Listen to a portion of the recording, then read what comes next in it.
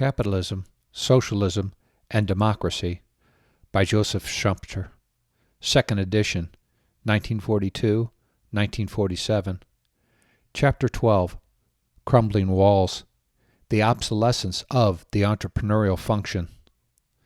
In our discussion of the theory of vanishing investment opportunity, a reservation was made in favor of the possibility that the economic wants of humanity might someday be so completely satisfied that little motive would be left to push productive effort still further ahead.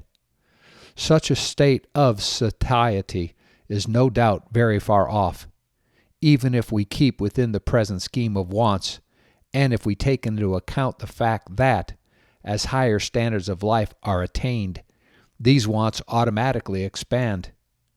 In this way, new wants emerge or are created, and satiety becomes a flying goal, particularly if we include leisure among consumers' goods. However, let us glance at that possibility of total satisfaction, assuming, still more unrealistically, that methods of production have reached a state of perfection which does not admit of further improvement. A more or less stationary economic state would ensue.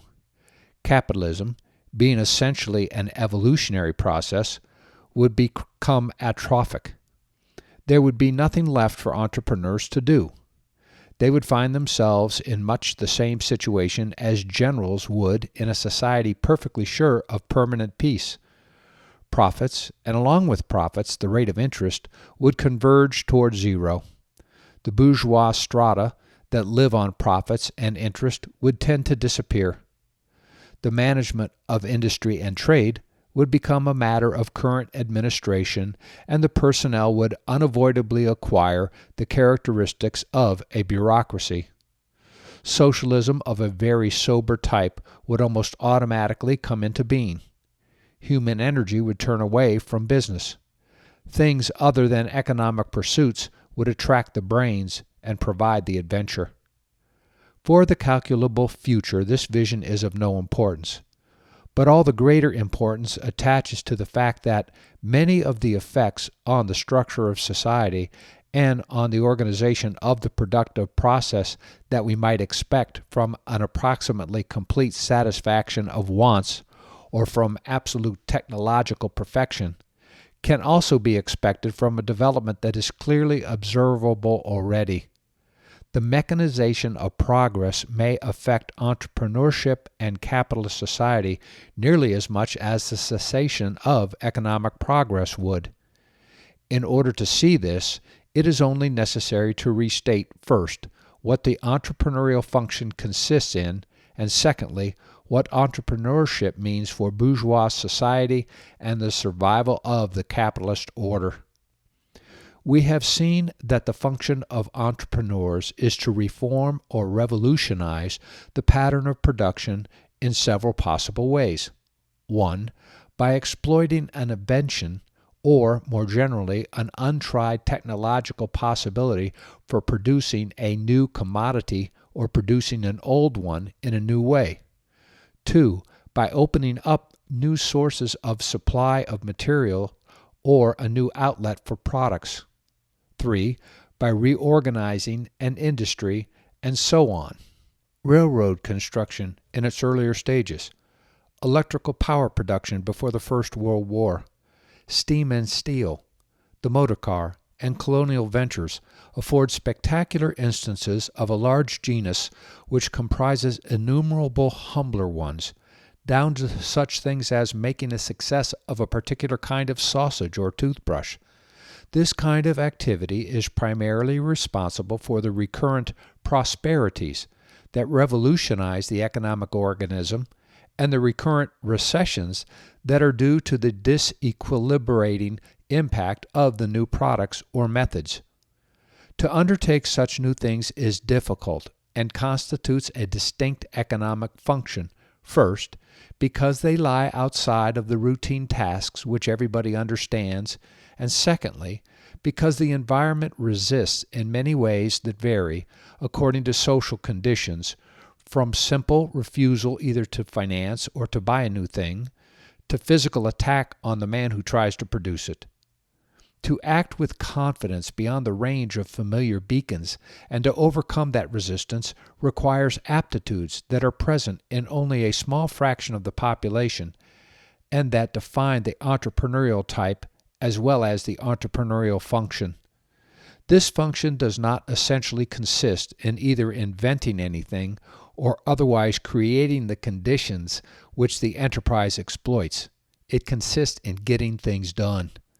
This social function is already losing importance and is bound to lose it at an accelerating rate in the future, even if the economic process itself, of which entrepreneurship was the prime mover, went on unabated.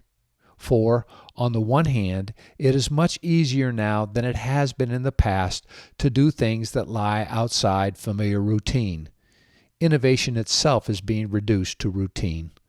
Technological progress is increasingly becoming the business of teams of trained specialists who turn out what is required and make it work in predictable ways.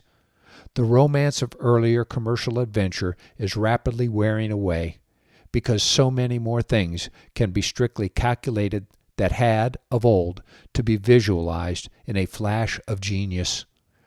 Thus, economic progress tends to become depersonalized and automatized.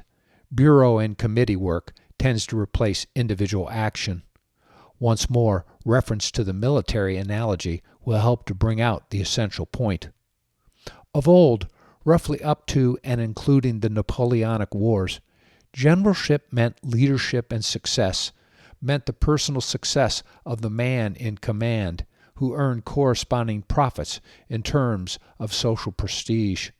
The technique of warfare and the structure of armies being what they were, the individual decision and driving power of the leading man, even his actual presence on a showy horse, were essential elements in the strategical and tactical situations. Napoleon's presence was, and had to be, actually felt on his battlefields. This is no longer so. Rationalized and specialized office work will eventually blot out personality, the calculable result, the vision. This leading man no longer has the opportunity to fling himself into the fray. He is becoming just another office worker, and one who is not always difficult to replace.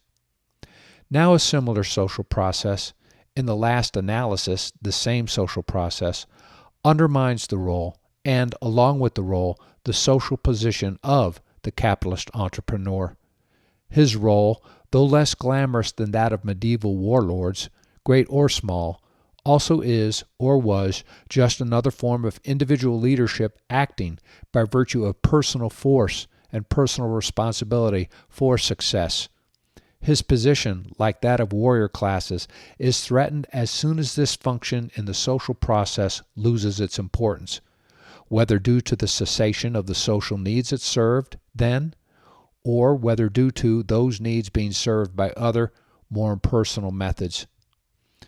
To sum up this part of our argument, if capitalist evolution, that is, progress, ceases or becomes completely automatic, the economic basis of the industrial bourgeoisie will be reduced eventually to wages, such as are paid for current administrative work, excepting remnants of quasi-rents and monopolized gains that may be expected to linger on for some time.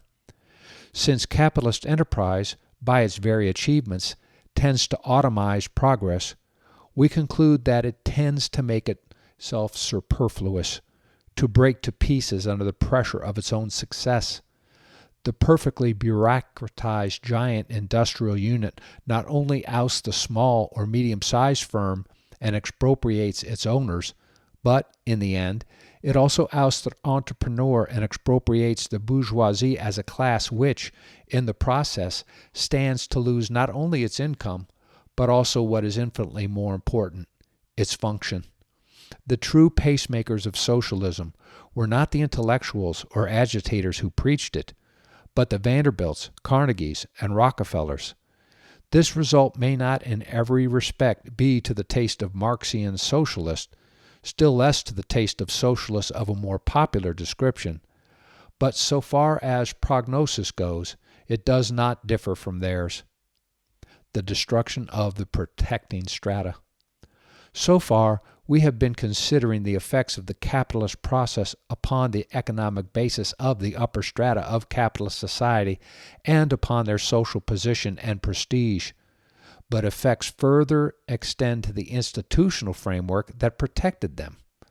In showing this, we shall take the term in its widest acceptance so as to include not only legal institutions, but also the attitudes of the public mind and policies.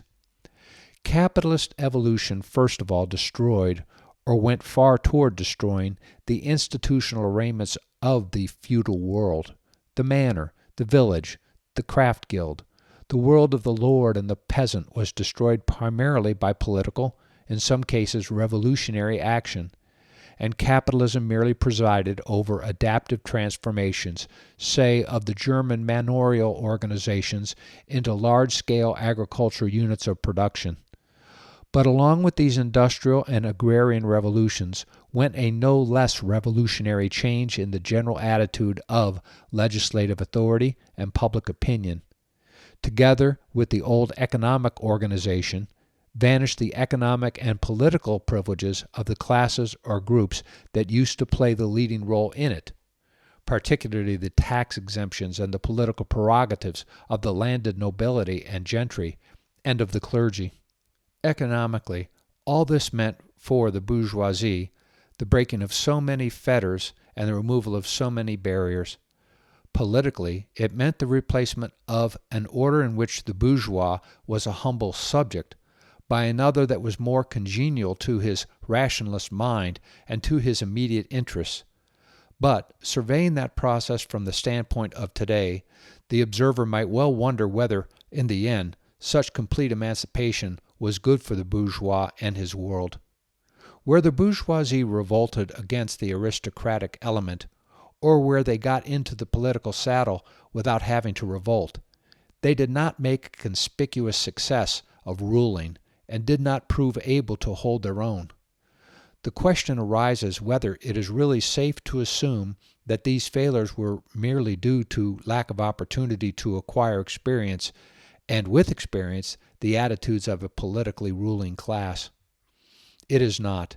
There is a more fundamental reason for these failures, such as are instanced by the French or German experiences with bourgeois attempts at ruling, a reason which again will best be visualized by contrasting the figure of the industrialist or merchant with that of the medieval lord. The medieval lord's profession not only qualified him admirably for the defense of his own class interest, he was not only able to fight for it physically, but it also cast a halo around him and made him a ruler of men. The first was important, but more so were the mystic glamour and the lordly attitude, that ability and habit to command and to be obeyed that carried prestige with all classes of society and in every walk of life. That prestige was so great and that attitude so useful that the class position outlived the social and technological conditions which had given rise to it and proved adaptable by means of a transformation of the class function to quite different social and economic conditions. With the utmost ease and grace, the lords and knights metamorphosed themselves into courtiers, administrators, diplomats, politicians, and into military officers of a type that had nothing whatever to do with that of the medieval knight. Of the industrial and merchant, the opposite is true. There is surely no trace of any mystic glamour about him, which is what counts in the ruling of men. The stock exchange is a poor substitute for the Holy Grail. We have seen that the industrialist and merchant, as far as they are entrepreneurs, also fill a function of leadership. But economic leadership of this type does not readily expand, like the medieval lord's military leadership, into the leadership of nations. On the contrary, the ledger and the cost calculation absorb and confine. I have called the bourgeois industrialist or merchant rationalist and unheroic. He can only use rationalist and unheroic means to defend his position or to bend a nation to his will. He can impress by what people may expect from his economic performance. He can argue his case. He can promise to pay out money or threaten to withhold it. He can hire the treacherous services of a condottiere or politician or journalist. But that is all, and all of it is greatly overrated as to its political value. Nor are his experience and habits of life the kind that develop personal fascination. A genius in the business office may be, and often is, utterly unable outside of it to say boo to a goose, both in the drawing room and on the platform. Knowing this, he wants to be left alone and to leave politics alone. But without protection by some non-bourgeois group, the bourgeoisie is politically helpless and unable not only to lead its nation, but even to take care of its particular class interest, which amounts to saying that it needs a master. But the capitalist process, both by its economic mechanics and by its psychosociological effects, did away with this protecting master, or, as in this country, Germany, never gave him or a substitute for him a chance to develop. The implications of this are strengthened by another consequence of the same process. Capitalist evolution eliminates not only the king, dea gratia, but also the political entrenchments that, had they proved tenable, would have been formed by the village and the craft guild. Of course, neither organization was tenable in the precise shape in which capitalism found it, but capitalist policies wrought destruction much beyond what was unavoidable. They attacked the artisan in reservations in which he could have survived for an indefinite time. They forced upon the peasant all the blessings of early liberalism, the free and unsheltered holding, and all the individualist rope he needed in order to hang himself. In breaking down the pre-capitalist framework of society, capitalism thus broke not only barriers that impeded its progress, but also flying buttresses that prevented its collapse. That process, impressive in its relentless necessity, was not merely a matter of removing institutional dead wood, but of removing partners of the capitalist stratum, symbiosis with whom was an essential element of the capitalist schema. The destruction of the institutional framework of capitalist society. We return from our digression with a load of ominous facts. They are almost, though not quite, sufficient to establish our next point, that the capitalist process, in much the same way in which it destroyed the institutional framework of feudal society, also undermines its own. It has been pointed out above that the very success of capitalist enterprise paradoxically tends to impair the prestige or social weight of the class primarily associated with it, and that the giant unit of control tends to oust the bourgeoisie from the function to which it owed that social weight. The corresponding change in the meaning and the incidental loss in vitality of the institutions of the bourgeois world and of its typical attitudes are easy to trace. On the one hand, the capitalist process unavoidably attacks the economic standing ground of the small producer and trader. What it did to the pre-capitalist strata, it also does, and by the same competitive mechanism, to the lower strata of capitalist society. The political structure of a nation is profoundly affected by the elimination of a host of small and medium-sized firms by the owner-managers of which, together with their dependents, henchmen, and connections, count quantitatively at the polls and have a hold on what we may term the foreman class that no management of a large unit can ever have. The very foundation of private property and free contracting wears away in a nation in which its most vital, most concrete, most meaningful types disappear from the moral horizon of the people. Likewise, the capitalist process also attacks its own institutional framework. Excepting the cases that are still of considerable importance, in which a corporation is practically owned by a single individual or family, the figure of the proprietor, and with it the specifically proprietary interest, have vanished from the picture. There are the salaried executives and all the salaried managers and sub-managers. There are the big stockholders, And then there are the small stockholders. The first group, of salaried executives and managers, tends to acquire the employee attitude and rarely, if ever, identifies itself with the stockholding interest even in the most favorable cases. The second group, of big stockholders, even if it considers its connection with the concern as permanent, and even if it actually behaves as financial theory would have stockholders behave, is at one removed from both the functions and the attitudes of an owner. As to the third group, small stockholders often do not care much about what, for most of them, is but a minor source of income, and whether they care or not, they hardly ever bother unless they or some representatives of theirs are out to exploit their nuisance value. As they are often very ill-treated and still more often thinking themselves ill-treated, they most regularly drift into an attitude hostile to their corporations, to big business in general, and particularly, when things look bad, to the capitalist order as such. No element of any of those three groups into which I schematized the typical situation unconditionally takes the attitude characteristic of that curious phenomenon, so full of meaning and so rapidly passing, that is covered by the term property. Freedom of contracting is in the same boat. In its full vitality, it meant individual contracting regulated by individual choice between an indefinite number of possibilities.